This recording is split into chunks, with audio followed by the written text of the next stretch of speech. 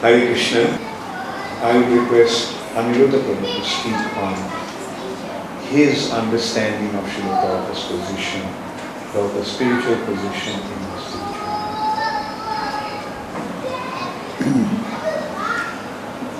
Om Jnanatimirandasya Gyananjana Shalakaya Chakshurunmilitam Jena Tasmai Sri Gurave Namaha Sri Chaitanya Mano Vishnam Stapitam Jena Bhutale Swayam Rupakadamayam Dadati Svarapatantikam Mokam Karoti Vachalam Pangum Lankayate Girim Yat Kripa Tamaham Mande Sri Gurum Dinatarinam.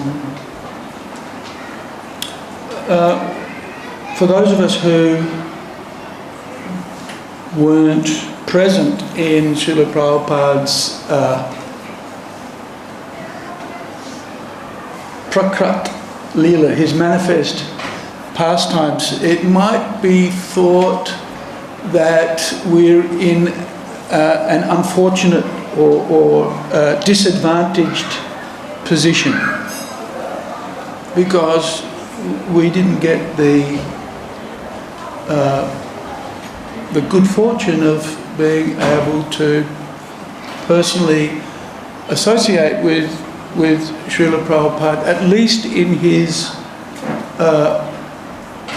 manifest form, his Vapu form. And so that might be a cause of lamentation or a cause of not exactly distress, but some sense of loss. Some sense of loss.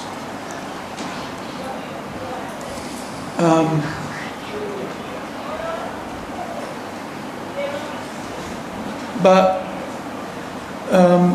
Srila Prabhupada teaches us something very, very different. And what is unique in essential or in substantial spiritual life is that one need not be in the physical presence of the Guru in order to be very, very close to him. There's an example that Srila Prabhupada gives of himself. He says he only met his Guru Maharaj 3 or 4 or 5 times in his whole life. So it wasn't as if he had a lot of close and intimate association with Srila Bhaktisiddhanta Saraswati Thakur Prabhupada. The fact is that he didn't. Mind you, the association that he did have with Bhaktisiddhanta Saraswati Thakur was very, what should we say, telling.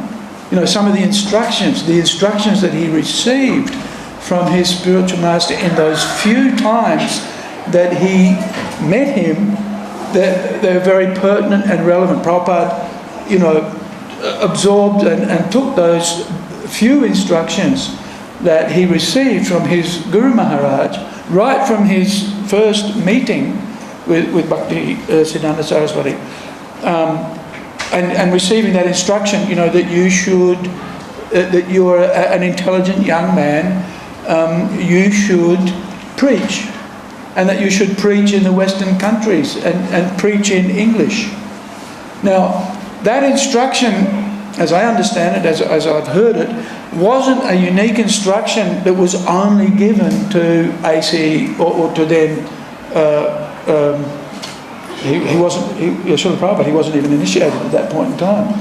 But it was an instruction that Bhaktisiddhanta Saraswati Thakur had given to his numerous disciples more than once. So this wasn't something only given to Srila Prabhupada. But we can see that Srila Prabhupada took those instructions. There was another instruction, there was the discussion with Bhaktisiddhanta Saraswati Thakur at Radha Kund, where he told him there will be a fire in the month, right? And that potentially it meant everything would be destroyed. Bhaktisiddhanta Saraswati Thakur was, it seems, omniscient at least to the history of the Gaudiya month. And how distressing that must have been for him. I was just thinking about that this morning. How distressing must that have been for Bhaktisiddhanta Saraswati Thakur that all that he'd worked very, very hard to build, he knew that it was Krishna's arrangement that ultimately it would be destroyed. How's that for detachment? He knew that what he'd worked so hard for pleasing his father, Bhaktivinoda Thakur, or for pushing on the mission of Lord Chaitanya, would meet with some obstacles. But then he told Srila Prabhupada, our Srila Prabhupada, if you like, if you ever get... Well, no, he told him better to strip the marble off of the walls of the temple because his disciples were squabbling over who would be in which room. You know, who would have which office, kind of thing. Right? So he said, better to take the marble off the walls and sell it to print books. You know, that was the purpose of having the temple, was not to have a comfortable room or a high position or whatever, but rather was to preach. So he gave the instruction to Srila Prabhupada, if you ever get money, print books. So Prabhupada didn't get a lot of association and he didn't get a lot of instruction, but what he did get, and of course we know it's also the culmination of his upbringing and just his whole devotional demeanour that existed pretty much all throughout his life. These instructions and that small amount of association was the seeds that grew into the seed that grew into the International Society for Krishna Consciousness. And so even though Srila Prabhupada wasn't an intimate associate of his Guru Maharaj like some of the other disciples who were in the month, our Srila Prabhupada wasn't. He was a part of the Gaudiya Math, he was a member of the Gaudiya Math, but he was living outside. And in one sense that was kind of against him because he wasn't exactly respected as a senior member of the Math. But Prabhupada makes the point that there were many senior members who were very close to Bhaktisiddhanta Saraswati Thakur, but even though they were so close in proximity, closeness didn't necessarily mean that they were intimate associates, as we could say our Srila Prabhupada was. And why was that? Was because they didn't follow their Guru's instructions in spite of the fact that they had so much close association with him, but somehow or other missed the point. Whereas our Srila Prabhupada, even though he didn't get that continual close association, he was intimately, we know him as intimately connected with his Guru Maharaj because he had taken his instructions to heart. In the beginning of the Srimad Bhagavatam, Srila Prabhupada says, he lives forever by his divine instructions, and the follower lives with him. So this is it's almost, you could say, one of Srila Prabhupada's logos or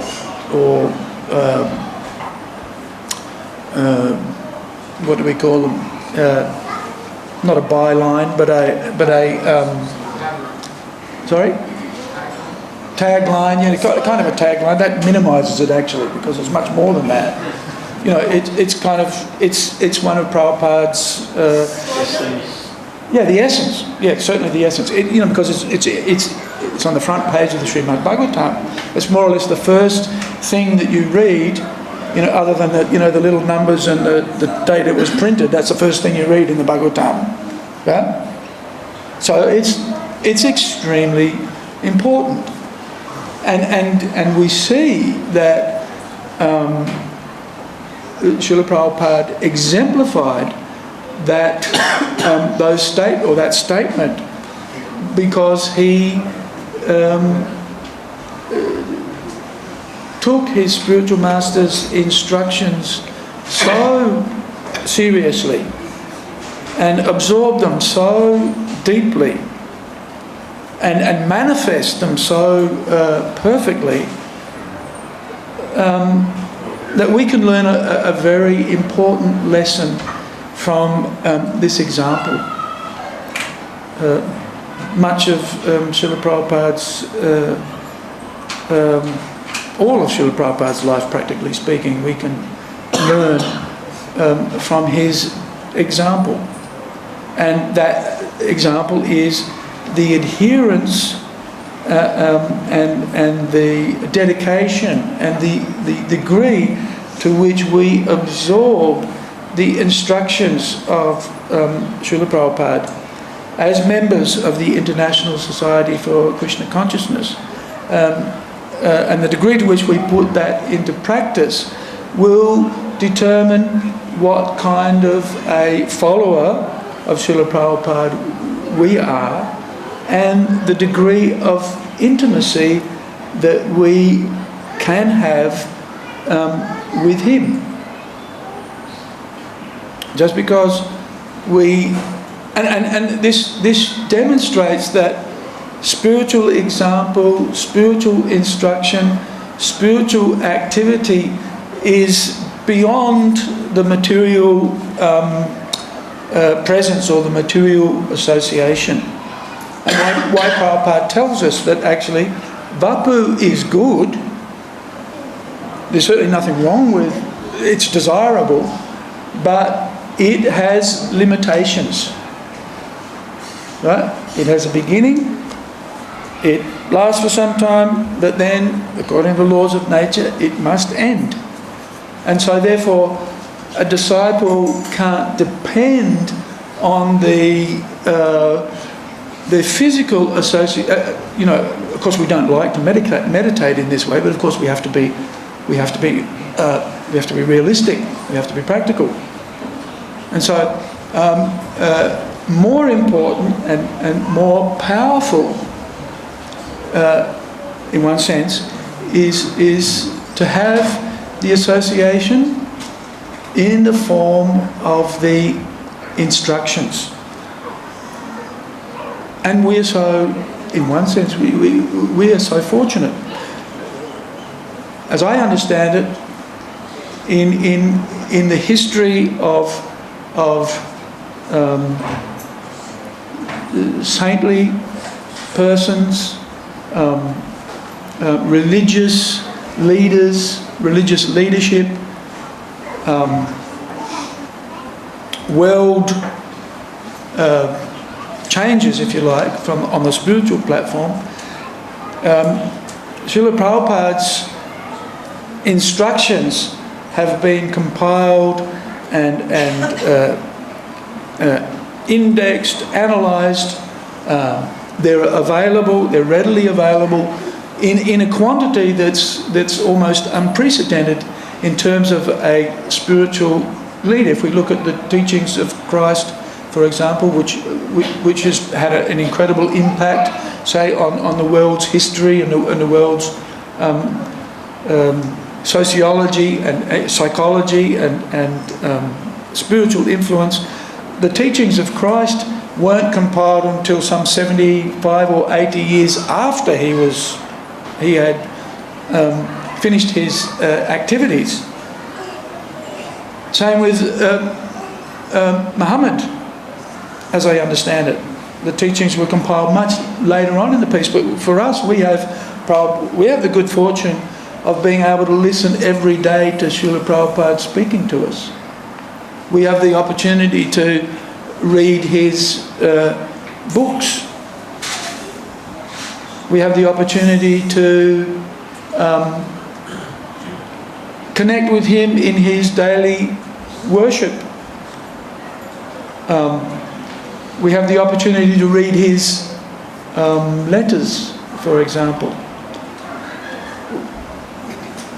We have an opportunity to associate with, at least at this point in time, we have an opportunity to associate with his personal associates and his disciples and be inspired by their association.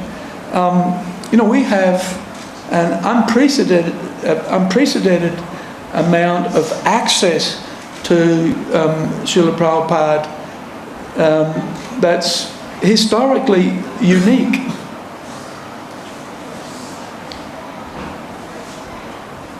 We have the society that he created.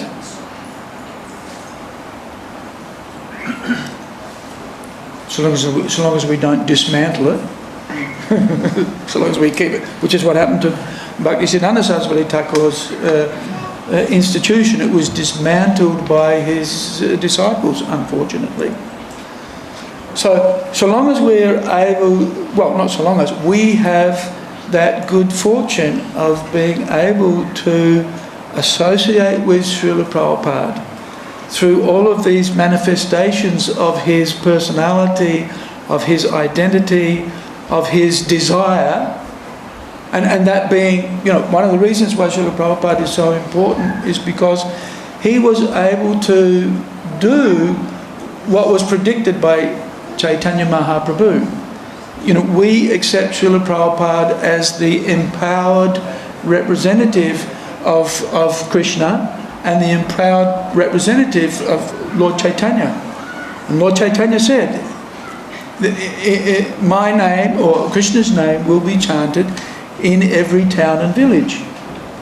And this was puzzling to some. How is that possible? How is that going to happen? But Srila Prabhupada was able to fulfill the prophecy of Lord Chaitanya and of Krishna and of the previous acharyas, remain faithful to their to the parampara, empowered by the parampara and empowered by Krishna. And so, all of this points to Srila Prabhupada's unique position in ISKCON and also his unique position in our lives. And that even though we didn't have the opportunity to associate with Srila Prabhupada in the Vapu form, we're not therefore, shut out or denied the opportunity to associate with Srila Prabhupada. But in one sense, even in Srila Prabhupada's time, it wasn't that easy, unless you were a senior devotee, to get his personal association. Right? Many devotees who took initiation from Srila Prabhupada didn't get that opportunity.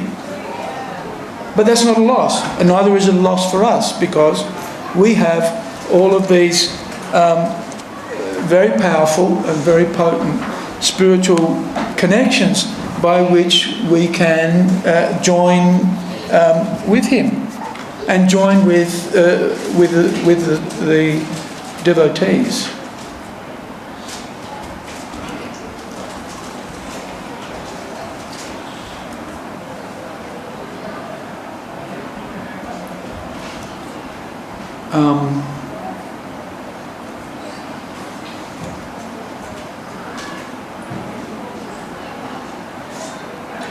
My experience is when you give everything to Srila Prabhupada, then Prabhupada gives himself to you.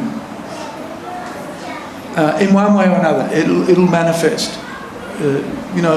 Sometimes, especially for the devotees who didn't and I hear these stories very often. Devotees have dreams of Prabhupada and he's speaking to them. Or they, they just, I know personally myself, I just like to listen to Prabhupada pretty much every day. I like to connect with Srila Prabhupada just by hearing his lectures. I sometimes, some of Prabhupada's lectures I've heard, I don't know, 5 or 6 or 7 or 8 or even a dozen times. I just go back. At the moment I'm listening to the 9th chapter of the Bhagavad Gita because I'd like to do a course on the 9th chapter of the Bhagavad Gita, because Prabhupada says if you learn the 9th chapter of the Bhagavad Gita, then you'll know how to become a devotee. And I think that'd be helpful, at least for me that would be helpful. Probably helpful for all of us. But I enjoy just associating, and sometimes I listen to Prabhupada's lectures and then I think, was that bit in there before? Even with reading Prabhupada's books, I've read the Bhagavad Gita many times. I go back and I read a piece and I think, was that? Sometimes I think that the books have actually been changed. Of course I know they haven't been, but you just get that. It's not, like Prabhupada says, that the Bhagavad Gita is not hackneyed. It's not like a newspaper, you read it once and then what happens to the newspaper? In the bin, right? Wrap up the rubbish and throw it out. But the Bhagavad Gita and of course Srila Prabhupada's instructions are always fresh and pertinent and relatable. You can relate it to your life. So, at least for me, I don't feel like I have no relationship with Prabhupada. I feel like I have a very intimate connection with him. I often I go to a temple, or the devotees will pick me up at the airport, and they'll say to me, "Are you a Prabhupada disciple?" Yeah, probably. Possibly. What about you? So, in one sense, okay, we haven't got the diksha, we didn't get the association, but if we're the follower, then we're living with him. We're with him. That's Prabhupada's instruction. So we're not separate.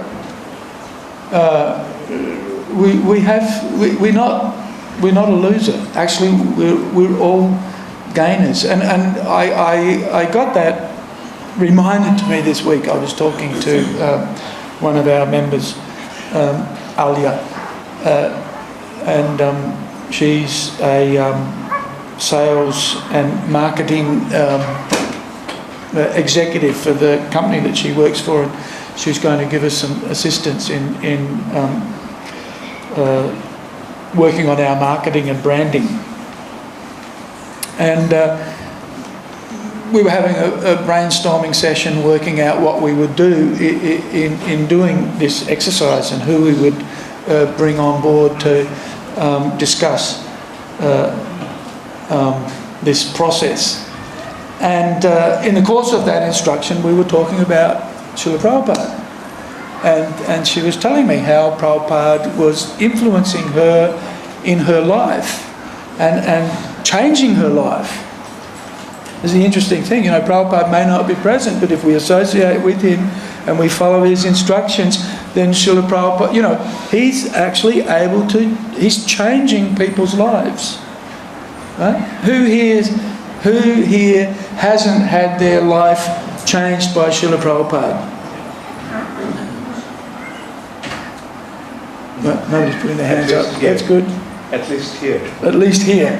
Well, no, but what to speak of other people? Yeah, no, yeah? I'm saying. Yeah. So Prabhupada's influence, his potency is immense. Even though he's physically not present, still his, everything goes on. And I saw that, she was telling me, she was standing at the foot of Prabhupada's stairs and she was talking to a devotee, and then she looked up and she saw Prabhupada. And then she looked and he was gone. Now, we might poo-poo this and say, oh, just crazy, crazy person. But, sometimes I think we have to accept some of these influences as reality. Especially when people, I remember once we were, one of the things that really struck me, I was in, that really confirmed for me that I had a connection with Prabhupada, and that if you sacrifice for Prabhupada, then he'll be there for you. I was a young devotee, probably no more than a year in the temple. And I had always wanted to be a Sankirtan devotee, right? Basically because as a new bhakta, I was just sweeping floors and cleaning pots and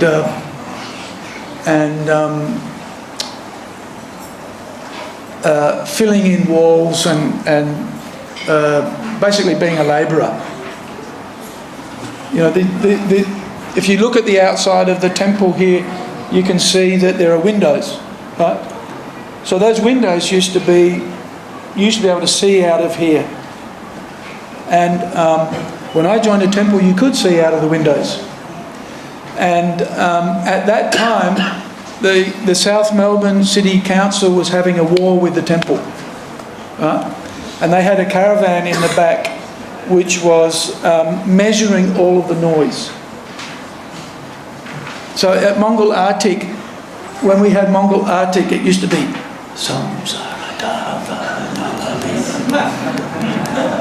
there were no instruments allowed, and we were just, Jaya Jaya Prabhupada. So it was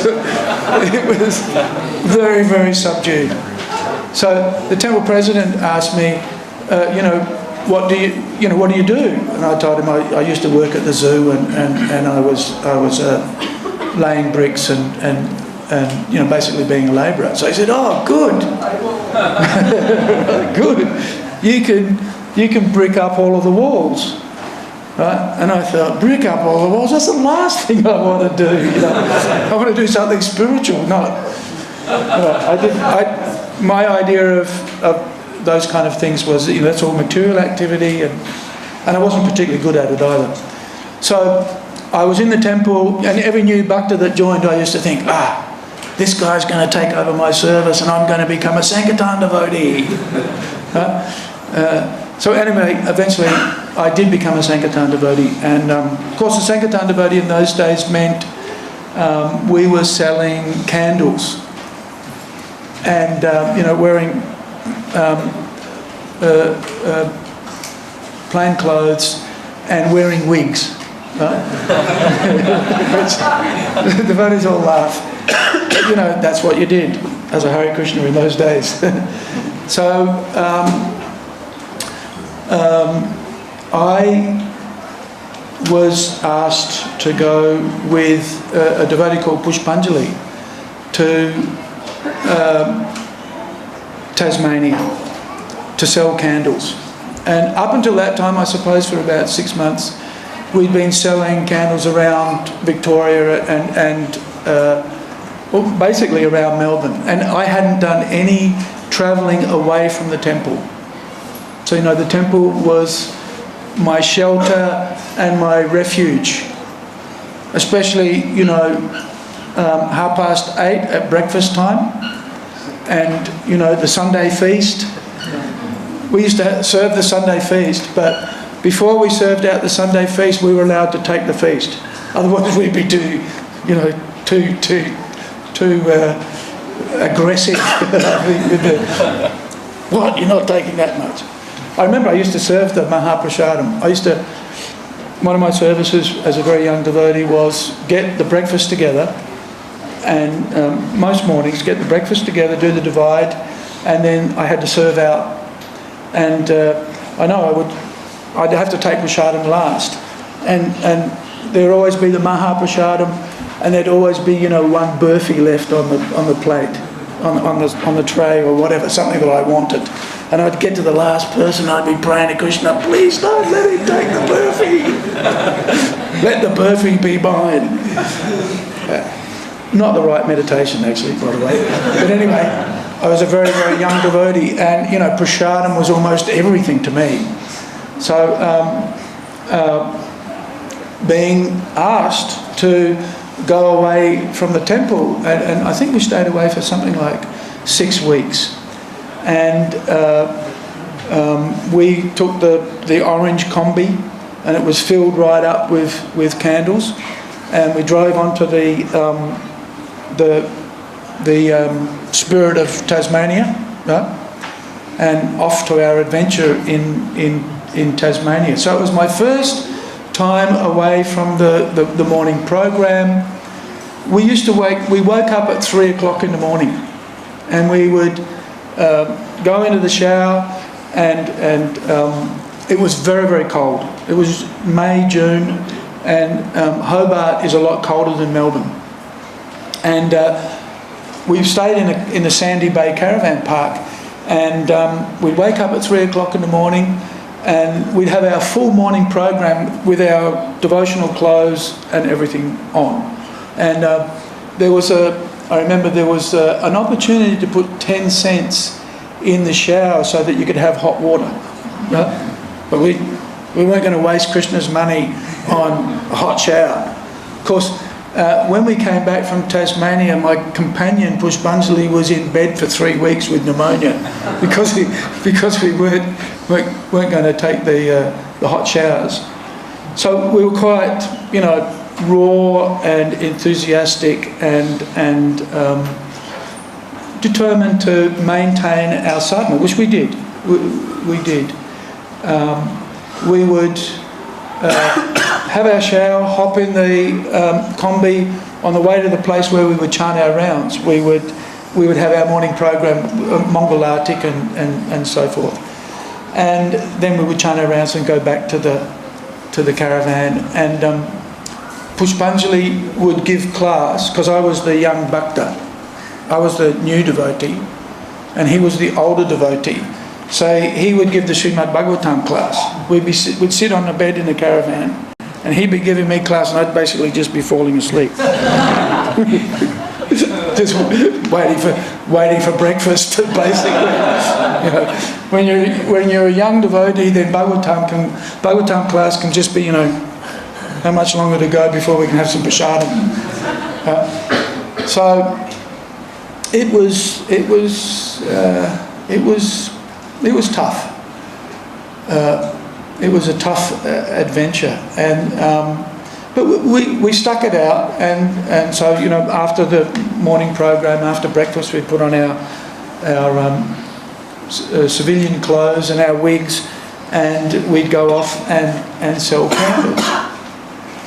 But, you know, 5 weeks of that lack of association with the devotees, no deities whatsoever, no Maha Prasadam. We were very, very, very young devotees and didn't treat each other we weren't friends, you know, naturally friends. So it can be quite a strain to be as a devotee, but, you know, you want to have a friend as well. So it became quite strained. And for me, by the 5th week, I was just praying to Krishna, get me out of this place. You know, I want to go back. And I want to go back to... I used to think of Jagannath, Balaram and Subhadra because, you know, it was very easy to meditate on Lord Jagannath because he's got big eyes. And I used to think, oh boy, if I could just be back at the temple. And, you know, how much more of this can I take?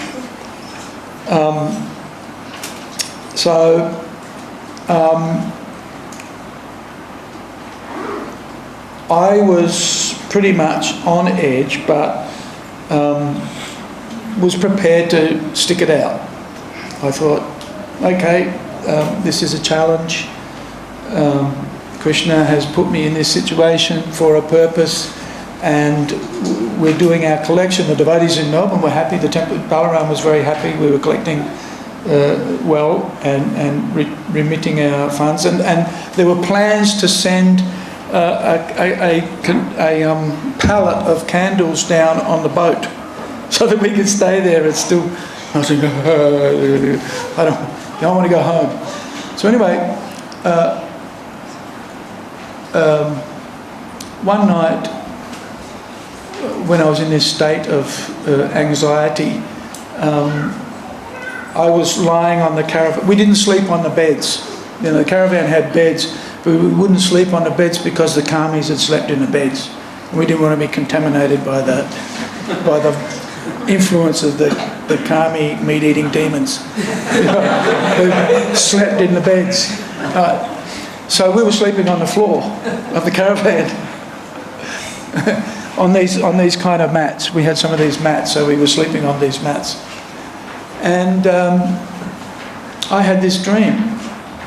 And in this dream, Srila Prabhupada came into the caravan and he sat down on a seat next to me, and then he put his feet on my head and just rubbed his feet on my head like that. And I was so shocked. I woke up and I said, "He's here!" And then I realised I was in the caravan in Sandy Bay and I was still in Tasmania. But the interesting thing was that all the anxiety that I had built up and built up and built up was gone. Right? My anxiety was gone. Because I felt Prabhupada had recognised my struggle, but that since the struggle was for him, that he appreciated whatever I did for him, and that he was quite capable of reciprocating with me. And you know, Prabhupada says, if you surrender to Krishna, then do not fear. I will free you from all sinful reactions. So that day, the day I went out out on Sankirtan and we were selling, and I felt completely happy, completely ecstatic.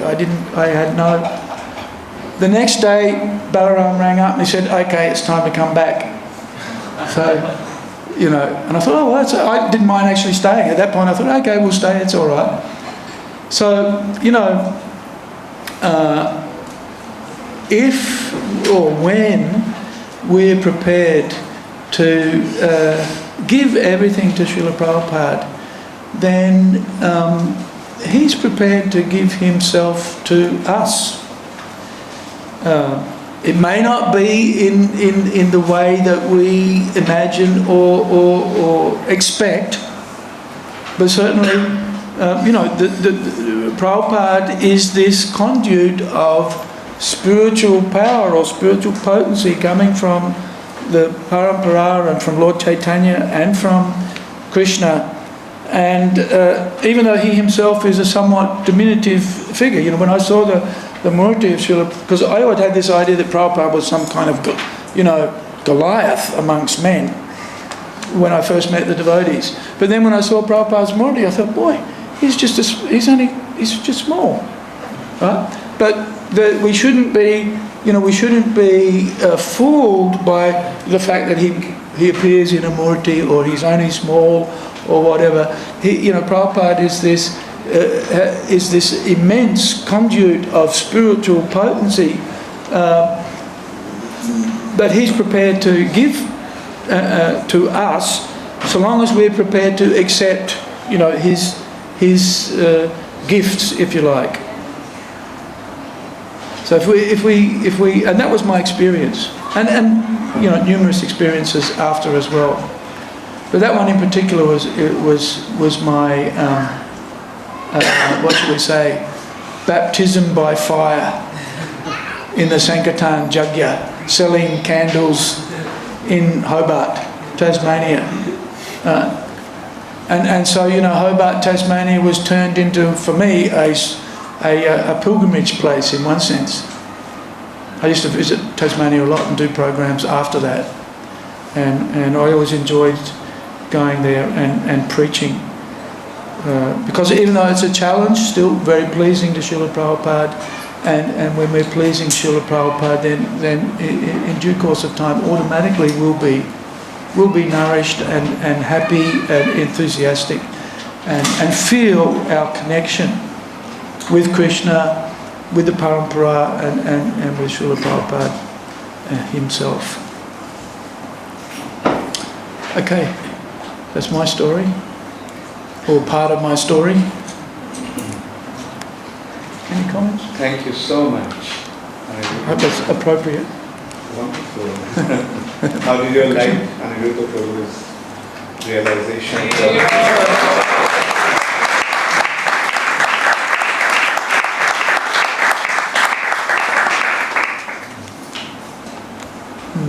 And as Anirudhha Prabhu was saying, that so many individuals have been affected by Srila Prabhupada and their entire life has been transformed. And so now that we are here sitting together, how many of you feel that Prabhupada had such a wonderful impact on your life that it has transformed your life for something not only better, but something so wonderful?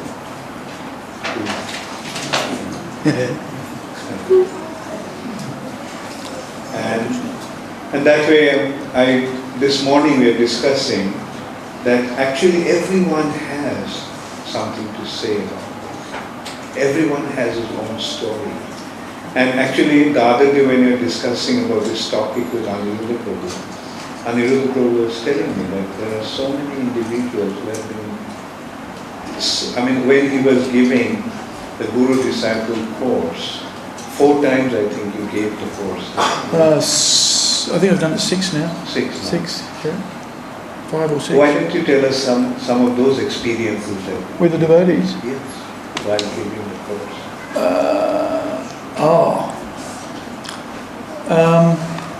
It's dangerous for me to teach the course because I get fired up every time. So I come out firing. But look, the overwhelmingly common response is very, very, very positive. Everywhere I've taught it, and the devotees. There are some.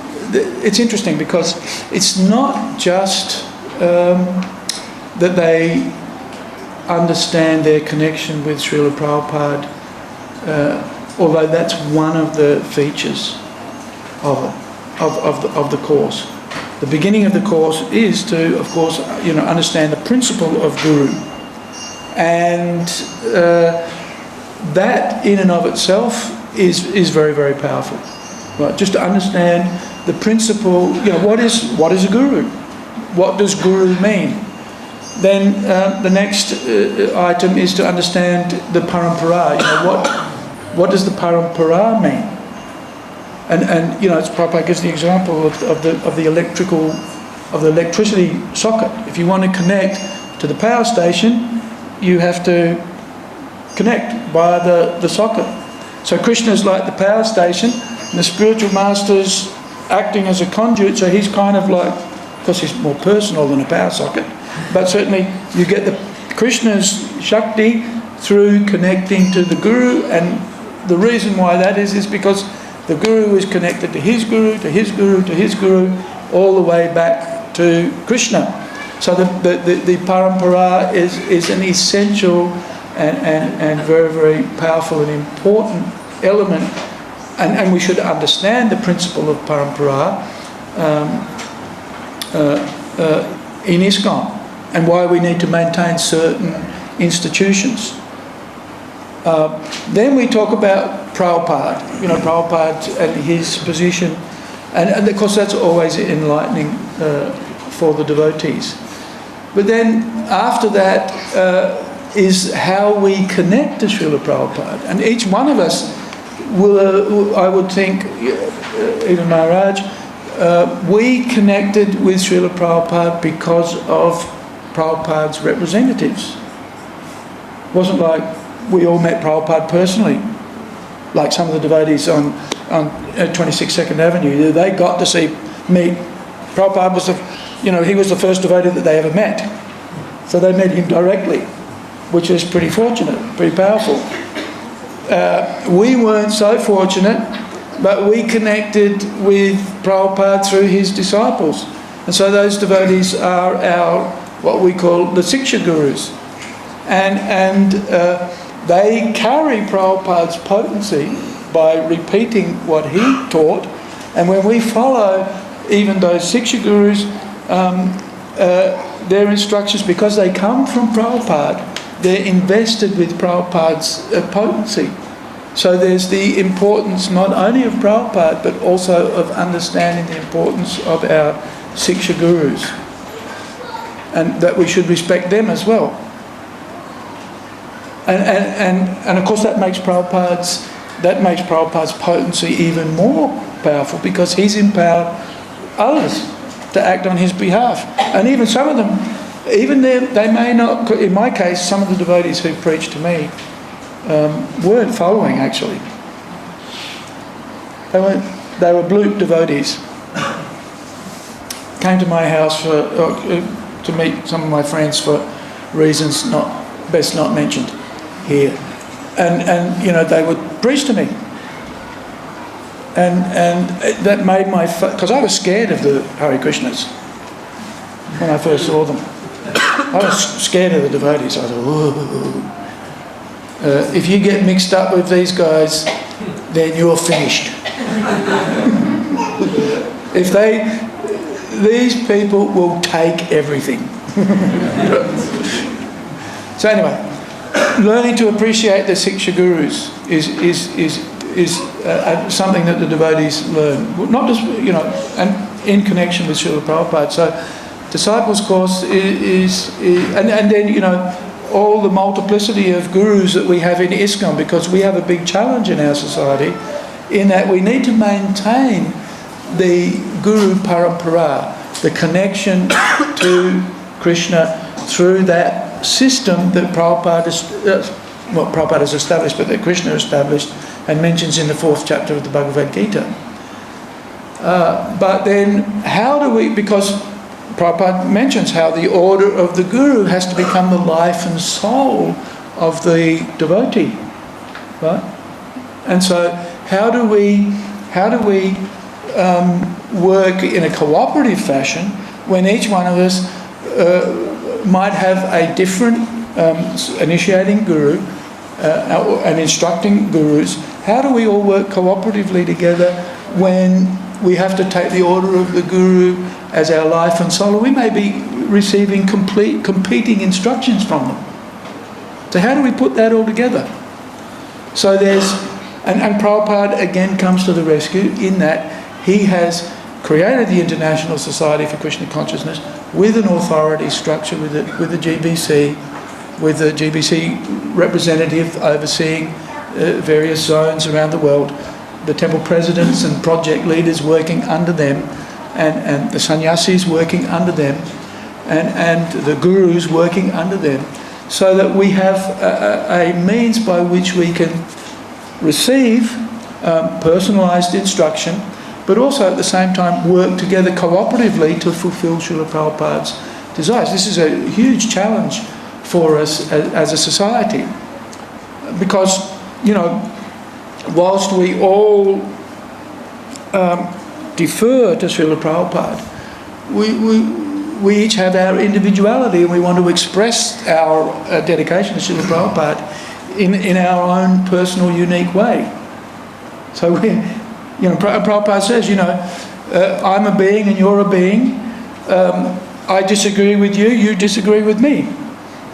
Sometimes we agree with each other, but we're individuals, and so therefore we're going to have a difference of opinion.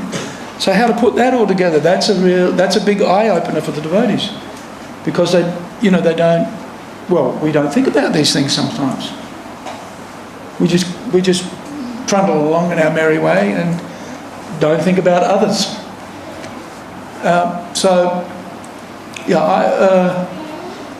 working cooperatively. That's also something the devotees, because that's part of the presentation. So when we go through all of these modules and there's lots of role playing and skits. By the end of the course, say let's do another role play. The devotees are going, oh no, not another one of those. But it's stimulating because it's good learning, healthy learning. But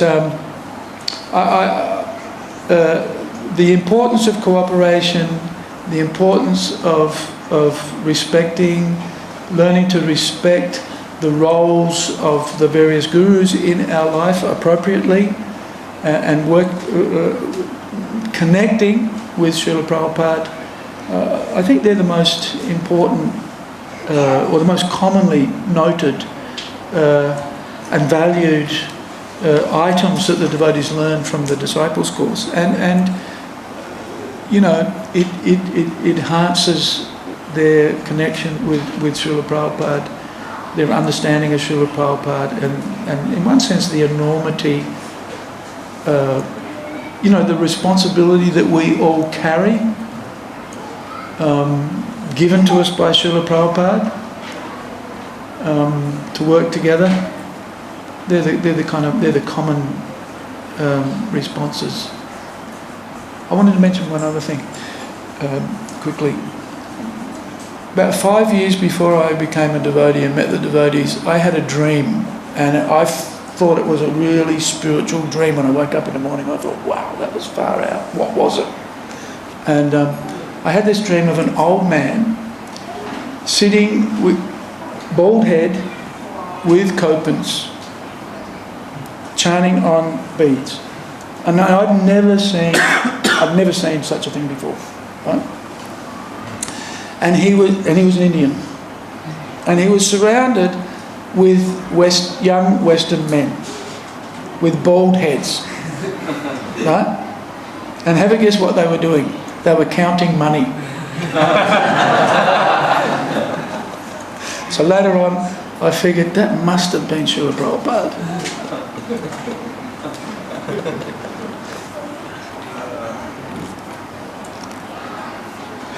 Thank you. Thank you so much. Hare Krishna.